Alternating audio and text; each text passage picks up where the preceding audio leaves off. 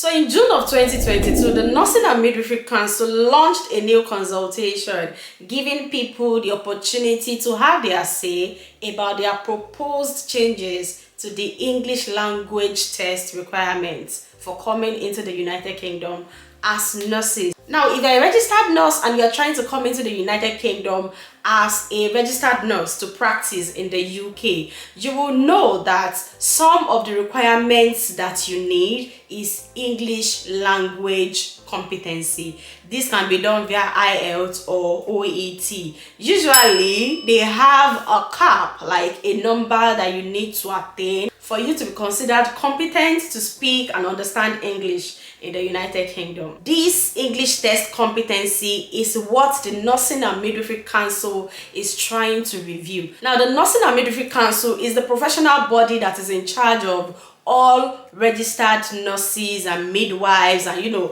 other specialties in nursing in the United Kingdom. If you're a nurse coming into the UK to practice, you probably have tried to write ielts and OET at some point.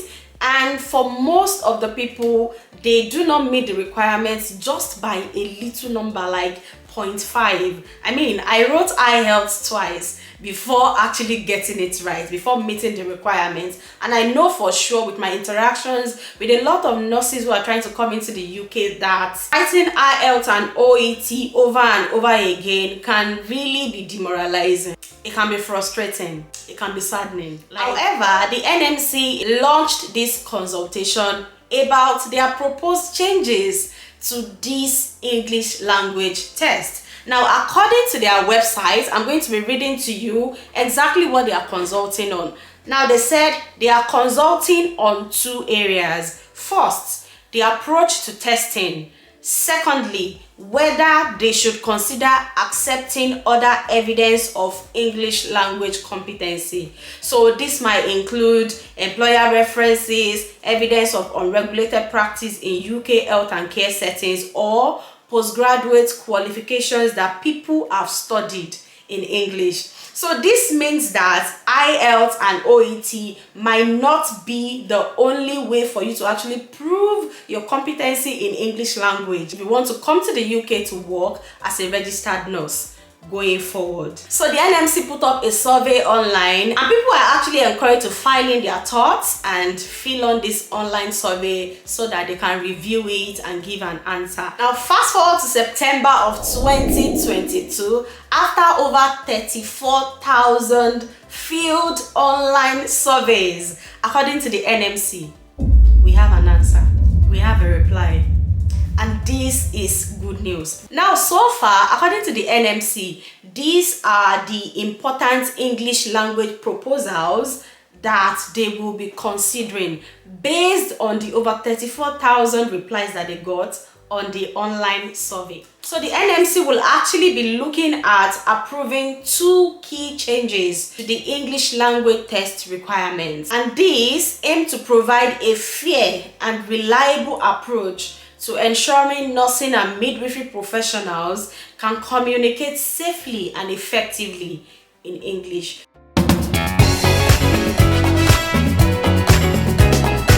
So what are these proposals that they are proposing? To standardize the minimum scores that they accept when combining test scores and extend the period for combining test scores from 6 to 12 months.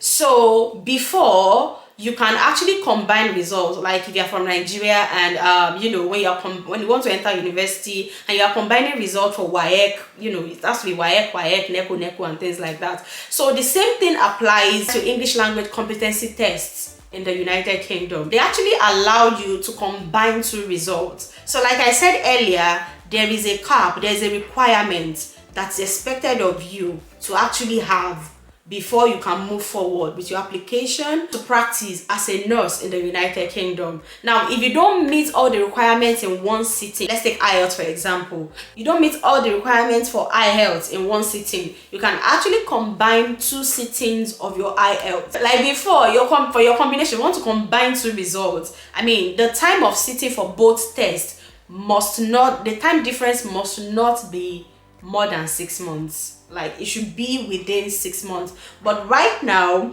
they are proposing that they are going to extend the period for combining test scores from 6 months to 12 months. That means that if you write IELTS in January and you have, let's say you have 2 of the requirements and the remaining 2 you do not have, you have a whole 12 months to actually keep reciting and sitting for that exam until you make everything. Let's say you make the other 2 in maybe your 3rd or 4th attempt. Then, as long as both are within 12 months, you can actually combine both together. Another thing that they are considering, which I'm so happy about, is that, you know, some people actually marginally miss the test score needed to join the register. Like I said, let's say the requirement for listening is 7.0 and some people actually get 6.5. Now that 0.5 that you do not have will not allow you to go on. But now they are saying that their proposal will allow a bit more flexibility for people who need to recite a test while maintaining the high standard of English language proficiency that the public has the right to expect. So that means that if you missed the mark, you missed the requirements marginally, they are trying to do something about it, which we are not fully sure of yet. But stay tuned. That is why you need to subscribe to this channel so that you don't miss the next update. Now, the second thing in this proposal is that they are proposing to enable employers to provide supporting evidence of English language proficiency. So they actually plan to accept supporting evidence where an applicant has actually trained in English in a country where English is not a majority spoken language, or they narrowly missed passing the English language test. This is a big deal. This is a big deal because even for some of us when we're coming into the UK, although we were trained in English language, but because English language is not a majority spoken language in that country, we still needed to write IELTS. So they are making changes about that, and that is so good.